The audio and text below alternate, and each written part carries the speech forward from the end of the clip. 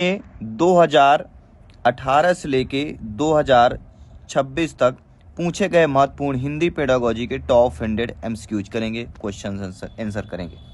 ये टॉप 100 जो एमसीक्यूज रहेंगे आपके हिंदी पेडागोजी में 15 नंबर्स पक्के कर देंगे। तो अगर हिंदी पेडागोजी में 15 प्लस स्कोर पाना है, हिंदी में 30 में से जो 15 पेडागोजी की आती है, तो अगर स्कोर पाना है तो टॉप 100 क्वेश्चन बहुत इंपॉर्टेंट है। आपकी रिवीजन है, रिवीजन हो जाएगा, 15 नंबर कंफर्म हो जाएंगे। तो चलिए आज शुरुआत करते हैं कि आप सभी लोग तैयार हैं, प्रत्येक ब्रदर सिस्टर टीचर्स जिनका सपना है अध्यापक अध्यापिका बनना। तो पहले हम टॉपिक वाइज यहाँ पे टॉप 100 कर रहे हैं। जो प्रीवियस ईयर में पूछे गए प्रश्न थे कि भाषा अर्जन और अधिगम से पूछा गया था कि भाषा अर्जन की क्षमता कैसी होती है। तो भाषा अर्जन की क्षमता कैसी होती है? जन्मजात होती है। किसके अनुसार? चॉम्स्की के अनुसार है। फिर अगला प्रश्न है कि बालक अपने परिवार समाज से भाषा कैसे सीखता है, ये प्रश्न है। तो ये प्रश्न को भी आप लोगों को ध्यान देना है कि बालक जो है अपने परिवार और समाज से भाषा कैसे सीखता है? अनुकरण के माध्यम से सीखता है। अगला, भाषा अर्जन का मुख्य आधार क्या होता है? तो स्वाभाविक और सहज भाषाई परिवेश। अगर भाषा अर्जन को पूछा है मुख्य आधार क्या होगा, कोई बालक बालिका है उसको भाषा अर्जन का मुख्य आधार क्या हो सकता है? तो स्वाभाविक और सहज भाषाई परिवेश अर्थात इन्वायरमेंट, वो क्या होगा? बेस्ट मुख्य आधार होता है भाषा अर्जन अर्थात सीखने में। सभी कमेंट कीजिएगा, प्रत्येक ब्रदर सिस्टर टीचर जिनका सपना अध्यापक अध्यापिका बनना, शिक्षक बनना। जायसवाल सर आप सभी का अभिनंदन, स्वागत करें। आप सभी के माता पिता को प्रणाम नमस्कार कर रहे हैं। साथियों, भाषा अधिगम के लिए किसकी आवश्यकता होती है? अगर लैंग्वेज लर्निंग करना हो तो किसकी आवश्यकता होगी? तो सबसे पहले सचेत प्रयास की आवश्यकता होती है। नियम और औपचारिक परिवेश अर्थात औपचारिक परिवेश का मतलब होता है स्कूल की आवश्यकता होती है। अगला प्रश्न आपके एग्जाम में पूछा जा सकता है कि चॉम्स्की के अनुसार बच्चे के मस्तिष्क में कौन सा तंत्र है जिससे वह भाषा सीखता है? वह होता है एलएडी, लैंग्वेज एक्विजिशन डिवाइस, भाषा अर्जन तंत्र बोलते हैं। अगला जो प्रश्न दिया गया कि भाषा अनुकरण के माध्यम से सीखी जाती है, विचार किसका है? तो बीएफ स्किनर है। बीएफ स्किनर ने क्या कहा कि भाषा अनुकरण के माध्यम से सीखी जाती है। बच्चे की भाषा समाज के साथ संपर्क का ही परिणाम है, यह कथन किसका है? तो वाइगोस्की का है। वाइगोस्की ने क्या कहा है कि बच्चे की भाषा समाज के साथ संपर्क का ही परिणाम है। और बच्चा भाषा और समाज का संबंध किसका होता है? वाइगोस्की का। अगर दो शब्द आ जाए समझिए वह भावार्थ, वह चीजें किसकी होगी? वाइगोस्की के इर्द गिर्द आती हैं। ये ट्रिक बता रहा हूँ समझने के लिए। यही ट्रिक है जो आपके एग्जाम के हाल में काम आएगी और एग्जाम को फतेह करेंगे, अपने सपने को साकार करेंगे। अगला, विचार भाषा से पहले आता है, किसने कहा है? जीन प्याजे जी। जीन प्याजे एक परिभाषा स्टेटमेंट है, अक्सर पूछी जाती है। विचार भाषा से पहले आता है। भाषा से पहले क्या आता है? पहले विचार आएगा फिर भाषा आती है। तो विचार क्या आता है? भाषा से पहले उत्पन्न हो जाता है। किसने कहा? जीन प्याजे जी ने कहा। भाषा विचार को निर्धारित करती है, सिद्धांत यह किस सिद्धांत से संबंधित होता है? तो भाषा विचार को निर्धारित करती है, यह सापिर-ओरफ परिकल्पना है। सापिर-ओरफ परिकल्पना है, उसके अकॉर्डिंग भाषा विचार को निर्धारित करती है। एमपी टेट स्पेशल आपका है Jaiswal coaching centre powered by शिक्षा ही प्रकाश है। जिनका सपना अध्यापक अध्यापिका बनना, अपने परिवार टीटी फैमिली से जुड़ जाइएगा। यह आपका अपना परिवार है, अवर टीचर्स फैमिली है, शिक्षकों का परिवार है। साथियों, भाषा अर्जन और भाषा अधिगम मुख्य अंतर किसका होता है? अक्सर पूछा जाता है। तो भाषा अर्जन और भाषा अधिगम, अर्जन और अधिगम में क्या अंतर होता है? परिवेश और स्वाभाविकता का। एग्जाम में पूछा जाता है मातृभाषा क्या है? जिसे बच्चा बिना किसी विशेष प्रयास के अपने परिवेश से अर्जित करता है, उसी को हम मातृभाषा कहते हैं। यानी बचपन की भाषा, माता पिता की भाषा, परिवार की भाषा मातृभाषा कहलाती है। द्वितीय भाषा सीखने में मातृभाषा की क्या भूमिका होती है? अगर किसी बच्चे को द्वितीय भाषा सीखना हो, उससे मातृ भाषा की भूमिका ये एक संसाधन और सहायक रूप में कार्य करती है। बच्चे अपने स्कूल की भाषा और घर की भाषा में क्या खोजने की कोशिश करते हैं? तो समरूपता अर्थात समानता की कोशिश करते हैं कि घर की भाषा जैसे बोलते तो वैसे स्कूल की भाषा हो, तो समरूपता खोजने की कोशिश करते हैं। भाषा सीखने सिखाने का मुख्य उद्देश्य क्या होना चाहिए? विभिन्न परिस्थितियों में भाषा का प्रभावी प्रयोग करना। प्राथमिक स्तर पर भाषा सीखने का सबसे अच्छा तरीका क्या होता है? समृद्ध भाषाई वातावरण प्रदान करना, प्रिंट रिच इन्वायरमेंट। बच्चे अपने अनुभवों के आधार पर भाषा के नियम खुद बनाते हैं, क्या दर्शाता है? भाषा अर्जन की स्वाभाविक प्रक्रिया को दर्शाता है। अगला प्रश्न है और भी आपका इंटरेस्टेड दिया गया है, सभी को कमेंट करना, फीडबैक करना। जिनका सपना अध्यापक अध्यापिका बनना, जयसवाल सर आप सभी का अभिनंदन स्वागत कर रहे हैं। साथियों, भाषा अधिगम में त्रुटियां क्या दर्शाती, त्रुटियां गलतियां क्या दर्शाती? त्रुटियां सीखने की प्रक्रिया का एक स्वाभाविक हिस्सा होती हैं जो बताती है कि बच्चा कैसे सीख रहा है। अगर आप सीख रहे हैं, कुछ नया कर रहे हैं, तो त्रुटियां होंगी, गलतियां होंगी, और जो गलती करता है वही अव्वल बनता है, क्योंकि गलती करने से सीखता है और सीख करके अव्वल बनता है। वाइगोस्की ने स्वयं से बात करने को क्या नाम दिया? वाइगोस्की ने स्वयं यानी प्राइवेट स्पीच, अंततः वाक इन्होंने दिया। अंतः वाक अपने व्यवहार को निर्देशित करता है। अंतः वाक क्या है? वाइगोस्की ने स्वयं से बात करने का नाम दिया, इनर स्पीच।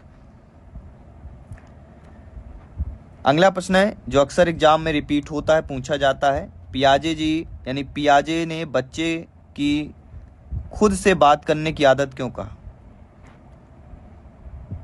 तो जो बच्चे खुद से बात करते हैं उनको अहं केंद्रित वाक कहा। ईगो सेंट्रिक स्पीच जो होती है, ये बच्चे जब खुद से बात करते हैं तो अहम केंद्रित वाक जीन पियाजे जी ने कहा। भाषा अर्जन का मुख्य रूप से कैसा होता है? तो भाषा अर्जन मतलब सीखना मुख्य रूप से अचेतन और अवचेतन दोनों प्रकार से होता है। सभी प्रश्न को कमेंट करना है, फीडबैक करना है। अब बात करेंगे भाषाई कौशल से प्रश्न करेंगे। लैंग्वेज स्किल LSRW जो अक्सर पूछा जाता है, और हमारी संस्था की टॉपर नोट्स, अगर आप हिंदी पेडागोजी, हिंदी ग्रामर की टॉपर नोट्स चाहते हैं, टॉपर नोट्स भी आपको मिल जाएगी। टॉपर नोट्स प्राप्त करने के लिए आज ही व्हाट्सएप मैसेज करें 9630689598 9630689598। इस पर आप व्हाट्सएप करना है, टीम आपको सारा डिटेल फॉरवर्ड कर देगी। जो नोट्स रहेगी वह 15 से 20% आपकी तैयारी को और मजबूत कर देगी, क्योंकि ये जो नोट्स बनाई गई है, जो कंटेंट इसमें जोड़ा गया है, ऐड किया गया है, जो पिछले हमारे टीचर्स हैं जो सिलेक्शन पा चुके हैं, उनके मार्गदर्शन पे ये नोट्स, कंटेंट और वो एडिशनल चीज़ें ऐड की गई है जो एग्जाम में पूछी जाती हैं। तो भाषाई कौशलों का सही क्रम क्या होता है? Listening, speaking, reading and writing. सुनना, बोलना, पढ़ना, लिखना। सुनना पहला होता है, बोलना दूसरा होता है, पढ़ना तीसरा होता है, लिखना चौथा होता है। LSRW। अब बोलेंगे सर ये तो बनता है, बार बार क्यों बता रहे हैं? बताना पड़ता है। करत करत अभ्यास के जड़मत हो तो सुजान रसरी आवे जाते सिल पर परत निशान। जब एक पत्थर पर भी निशान पड़ जाता है, इसलिए इन चीज़ों को समझना है और फीडबैक करना है। तो कौन सी भाषाई कौशल जो है ग्रहणात्मक कहलाएगी? ऐसी भाषाई कौशल जिसका आप ग्रहण करके सीखते हैं। तो श्रवण और पठन, सुनना और पढ़ना, ये क्या है? केवल ग्रहण करके सीखी जाती है। फिर कौन सी भाषाई कौशल अव्यक्तात्मक कहलाता है? ठीक है, अव्यक्तात्मक कौन से आएगा? तो आएगा भाषण और लेखन, अर्थात इसमें से बोलना और लिखना, ये चीजें हो जाएंगी। भाषाई कौशल आपस में कैसे जुड़ते हैं? तो भाषाई कौशल जो होते हैं आपस में अंतर संबंधित और एकीकृत होकर जुड़े होते हैं। तो क्या होते हैं? आपस में अंतर संबंधित और एकीकृत होते हैं। बाकी सभी क्लासेस चल रही, क्लासेस को ज्वाइन कीजिए, प्रिपरेशन को मजबूत कीजिए, तैयारी 101% करिए, ताकि आपका सपना साकार हो सके, माता पिता का सपना साकार हो सके, आपका सपना साकार हो सके, उन सभी को जवाब मिल सके जो आप अभी को पीठ पीछे बातें करते थे। पीठ पीछे बातें करने को इग्नोर करिए और सीधे पढ़ाई में ध्यान लगाइए। अगला, भाषा का प्राथमिक कौशल कौन माना जाता है? श्रवण कौशल। सस्वर पाठन का मुख्य उद्देश्य क्या है? कि बच्चों को उच्चारण दोष को दूर करना और आत्मविश्वास बढ़ाना। मौन पाठन का मुख्य लाभ क्या होता है? मौन पाठन से अर्थ ग्रहण कर सकते हैं, एकाग्रता बढ़ाई जा सकती है और तीव्र गति से पढ़ा जा सकता है। तो मौन पाठन के 3 आपके पॉजिटिव चीज़ें हैं जो आपको ध्यान देना और समझना है। किसी पाठ को गहराई और विशिष्ट जानकारी के लिए पढ़ना क्या कहलाता है? तो गहन पठन कहलाता है। आनंद के लिए या सामान्य जानकारी के लिए तेजी से पढ़ना क्या कहलाएगा? उसे हम द्रुत पठन या व्यापक पठन कहते हैं। लेखन कौशल का सबसे महत्वपूर्ण पहलू क्या होता है? सबसे महत्वपूर्ण पहलू होता है विचारों की अभिव्यक्ति, मौलिकता, अर्थात सुंदर लिखावट से ज्यादा जरूरी है विचारों की अभिव्यक्ति और आप में मौलिकता होनी चाहिए, लचीलापन होनी चाहिए, बात करने का सही ढंग तरीका होना चाहिए। कहते हैं प्रेम क्रोध को मिटा सकता है, लेकिन क्रोध प्रेम से नहीं जोड़ सकता। अगर आप प्रेम है तो क्रोध को कम कर सकता है, क्रोध को मिटा सकता है, लेकिन क्रोध प्रेम को नहीं ला सकता। जहां क्रोध होगा वहां प्रेम नहीं आता है, लेकिन प्रेम जहां है वहां क्रोध भी नष्ट हो जाता है। इसलिए विचारों में व्यक्त और मौलिकता होनी चाहिए। अगला है समीक्षात्मक पठन का अर्थ क्या होता है? सभी लोग बताइए।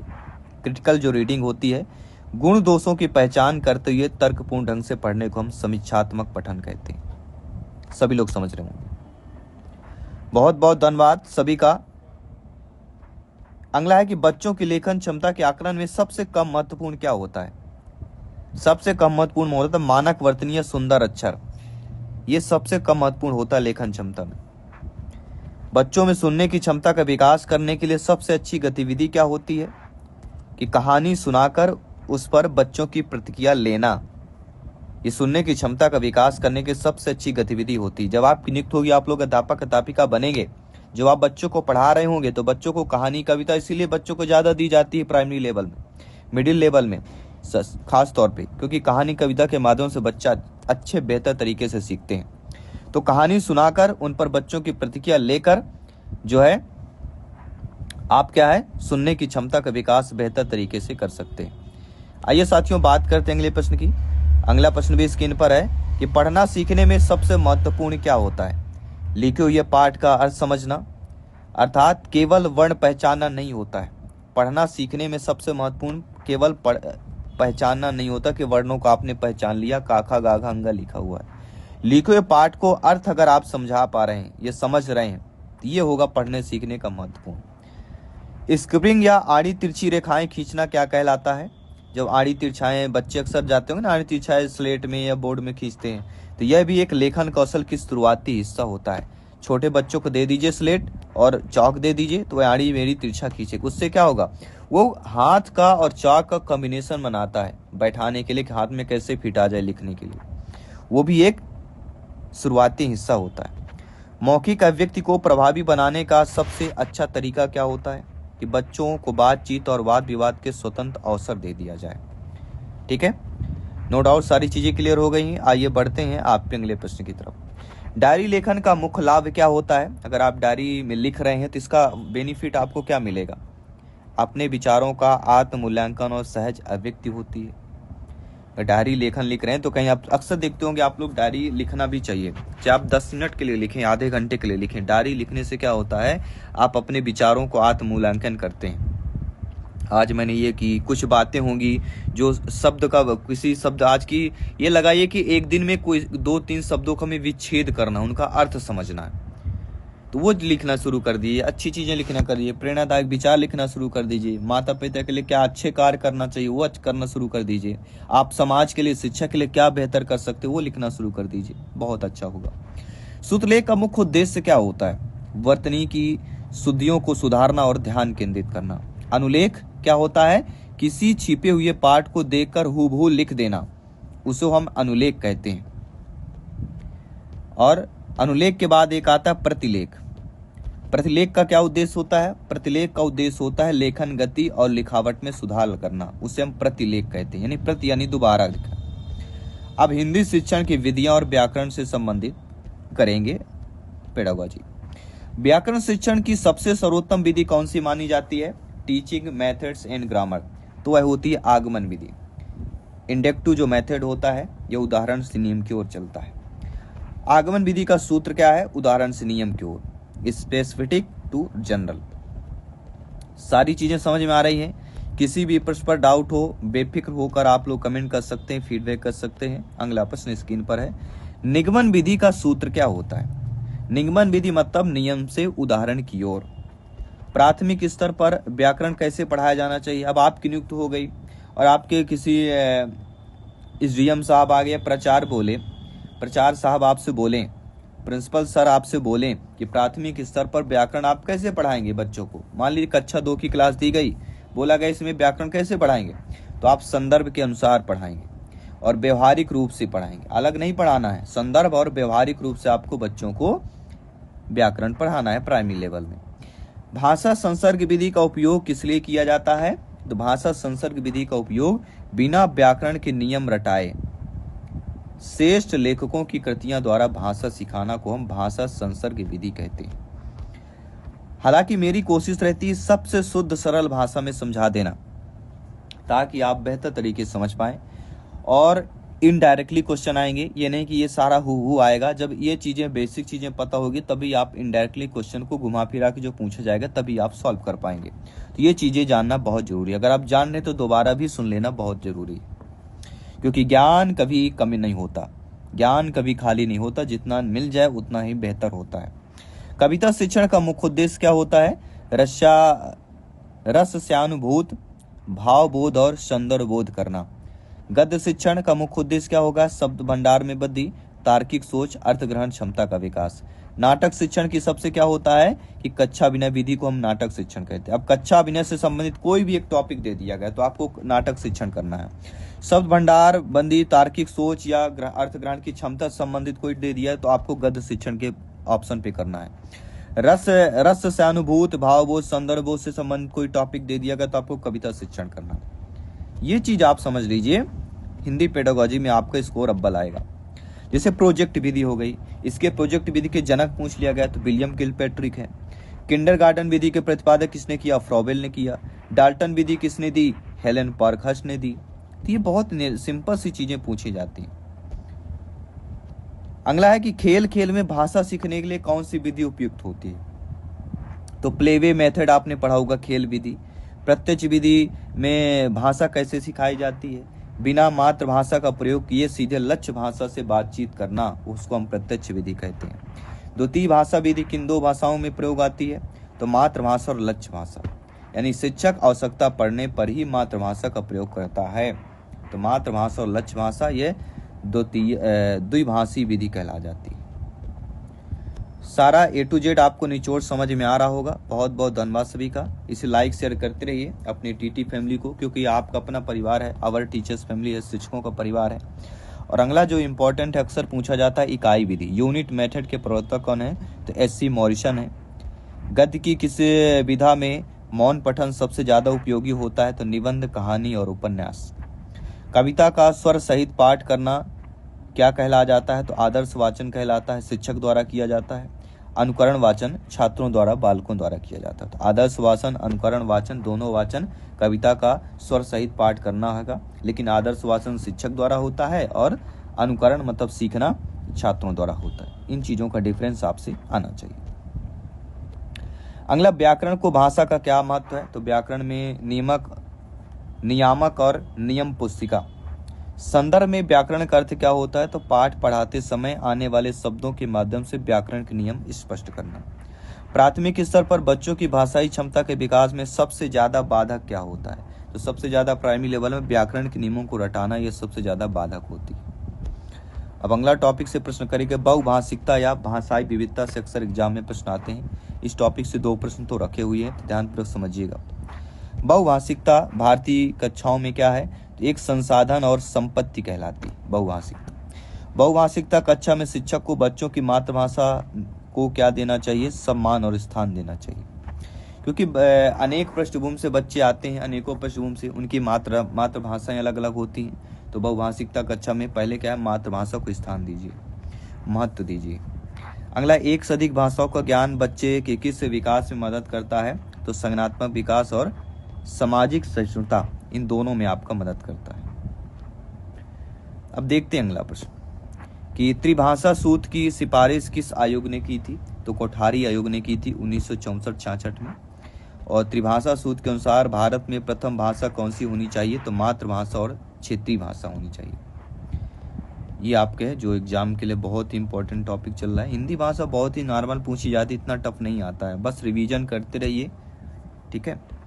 बहुभाषिकता से बच्चों की कैसी सोच विकसित होती है? तो लचीली और आपसारी सोच में होती है। यदि कोई बच्चा कक्षा में अपनी मातृभाषा का प्रयोग करता है तो आप क्या करेंगे? तो उसकी बात को धैर्यपूर्वक सुनेंगे और उसकी भाषा को स्वीकार करेंगे। भाषाई विविधता को किस रूप में देखा जाना चाहिए? तो शिक्षण अधिगम प्रक्रिया को समृद्ध करने के अवसर के रूप में देखा जाना चाहिए। अगला की NEP न्यू एजुकेशन पॉलिसी 2020 के अनुसार प्राथमिक स्तर पर शिक्षा का माध्यम कैसा होना चाहिए? मातृभाषा अर्थात घर की भाषा। बहुभाषिक कक्षा में बच्चों के बीच संवाद बढ़ाने के लिए क्या करना चाहिए? अगर बहुभाषा कक्षा है तो बच्चों के बीच संवाद भाषा का बढ़ाएं, उसमें समूह कार्य दे दीजिए या सहकर्मी शिक्षण हो उसको बढ़ावा दे दीजिए। इससे क्या होगा? बहुभाषिकता कक्षा में बच्चों के बीच संवाद बढ़ेगा, यानी आपसी तालमेल शेयरिंग बढ़ेगा। अब अगला टॉपिक रहेगा शिक्षण सहायक सामग्री या पाठ्य पुस्तक, TLM या टेक्स्ट बुक जो होता है। भाषा की पाठ्य पुस्तक या टेक्स्ट बुक क्या है? ये एक साधन है, ना कि साध्य अक्सर पूछी जाती है। तो पाठ्य पुस्तक या टेक्स्ट बुक क्या होता है? एक साधन है, साधन नहीं, एक आपका साधन होता है। प्राथमिक स्तर की पाठ्य पुस्तक में किस प्रकार की सामग्री होनी चाहिए? तो बच्चों के परिवेश से जुड़ी और विविध विषय से कहानी, कविता, एकांकी वाली होनी चाहिए। प्रिंट समृद्ध माहौल का अर्थ क्या होता है? अक्सर आपने सुना होगा। तो कक्षा की दीवारों पर चार्ट, कविताएं, कहानियां, बच्चों के काम प्रदर्शित होना, ये सारी चीजें होनी चाहिए। रेडियो और टेप रिकॉर्डर किस प्रकार की शिक्षण सहायक सामग्री TLM होती है? तो ये होती है श्रव्य सामग्री। एक क्वेश्चन हमेशा आता है, दृश्य आएगा, श्रव्य आएगा या दृश्य शब्द दोनों आएगा। 3 प्रकार के प्रश्न बनते हैं और एक क्वेश्चन आता ही आता है कन्फर्म। टेलीविजन, कंप्यूटर, नाटक किस प्रकार की सामग्री होती है? तो दृश्य श्रव्य सामग्री होती, क्योंकि टेलीविजन, कंप्यूटर देख भी सकते हैं और सुन भी सकते हैं। नाटक को भी हम देख सकते हैं, सुन सकते हैं। तो देखना मतलब दृश्य में आ गया, सुनना श्रव्य में, तो दृश्य श्रव्य सामग्री आ गई। भाषा शिक्षण में सबसे कम खर्चीली और अनिवार्य दृश्य सामग्री कौन सी होती है? तो श्यामपट्ट जो होता है, ब्लैक बोर्ड जो होता है, सबसे कम खर्चीली होती है और यह दृश्य सामग्री के अंतर्गत अनिवार्य है। अनिवार्य दृश्य सामग्री और कम खर्चीली होती है ब्लैक बोर्ड। अगला कह रहा कि भाषाई प्रयोगशाला का मुख्य उपयोग क्या होता है? जो लैंग्वेज लैब होते हैं, छात्रों को उच्चारण और शुद्ध बोलने के कौशल को सुधारने का में होता है। पाठ्य पुस्तक के अंत में दिए गए अभ्यास कार्य का उद्देश्य क्या होता है? बच्चों को भाषा विस्तार के अवसर देना और सीखे गए ज्ञान को परखना होता है। समाचार पत्र पत्रिकाएं भाषा सीखने में किस प्रकार मदद करती हैं? तो ये बच्चों को प्रामाणिक और व्यवहारिक भाषाई जो है सामग्री प्रदान करती है।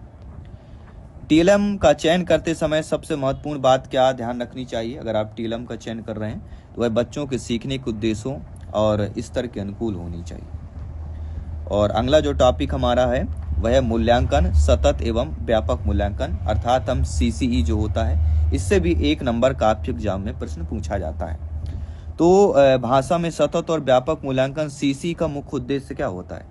CCE का मुख्य उद्देश्य होता है बच्चे के भाषा प्रयोग की निरंतर क्षमता का आकलन करना। बच्चों के भाषाई विकास का क्रमिक ब्यौरा रखने में सबसे सहायक क्या होता है? इसमें पोर्टफोलियो सहायक होता है। पोर्टफोलियो में क्या शामिल होता है? तो पोर्टफोलियो में बच्चे के सर्वश्रेष्ठ कार्यों का संग्रह, चित्र, रचनाएं और प्रगति रिपोर्ट, ये पोर्टफोलियो में शामिल होते हैं। अगला जो प्रश्न जो दिया गया है कि निदानात्मक परीक्षण का मुख्य उद्देश्य क्या होता है? इसका उद्देश्य होता है बच्चों की भाषा सीखने में आने वाली कमियां, कठिनाइयों, उनके कारणों का पता लगाना। उपचारात्मक शिक्षण कब किया जाता है? निदानात्मक परीक्षण के बाद कमियों को दूर करने के लिए उपचारात्मक शिक्षण किया जाता है। अक्सर एग्जाम में पूछा जाता है कि बच्चों को कमियों को दूर करना हो तो क्या करेंगे? तो उपचारात्मक शिक्षण करेंगे। निदानात्मक परीक्षण के बाद कौन सा परीक्षण होता है? तो वह कहलाता है उपचारात्मक परीक्षण। निदानात्मक परीक्षण के बाद उपचारात्मक होता है, ठीक है। यह उपचारात्मक परीक्षण के पहले कौन सा होगा? निदानात्मक परीक्षण होगा, यानी पहले निदानात्मक होगा, बाद में उपचार होगा। पहले निदान ढूंढा जाएगा कि कैसे करें, फिर उस पर उपचार किया जाएगा। सीखने के लिए आकलन कैसा होता है? तो रचनात्मक होता है, जो शिक्षण प्रक्रिया के दौरान चलता है उसको हम सीखने के लिए आकलन कहते हैं। और सीखने का आकलन कैसा होता है? योगात्मक होता है।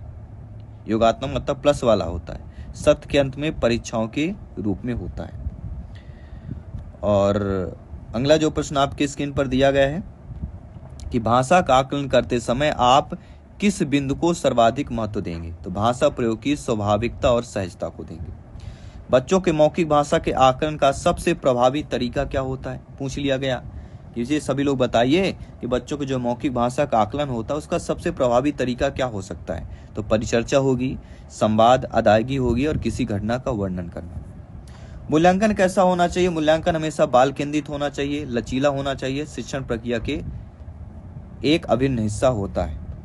और भाषाई विकास और विविध प्रश्न जो टॉपिक है, इस टॉपिक से प्रश्न करने जा रहे हैं। इस टॉपिक से प्रश्न यह है कि पढ़ने से संबंधित अक्षमता विकार को क्या कहते हैं? तो पढ़ने संबंधी विकार या पढ़ने संबंधी अक्षमता को हम डिस्लेक्सिया बोलते हैं। अगर पढ़ने में दिक्कत आ रही है तो उसको हम डिस्लेक्सिया बोलेंगे।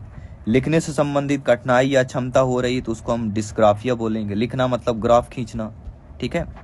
गणितीय गणनाओं से संबंधित अर्थात गणना करना मतलब गणना किससे हम करते हैं, कैलकुलेटर से करते हैं, तो डिस्कैलकुलिया हो गया, ठीक है। और अगला जो प्रश्न है कि गति कौशल और भाषा समन्वय से संबंधित कठिनाई को क्या कहलाती है। अगर गति कौशल और भाषा समन्वय से संबंधित कठिनाई हो रही तो उसको हम डिस्प्रैक्सिया बोलते हैं। गति मतलब प्रेशर, ठीक है, इसलिए डिस्प्रैक्सिया।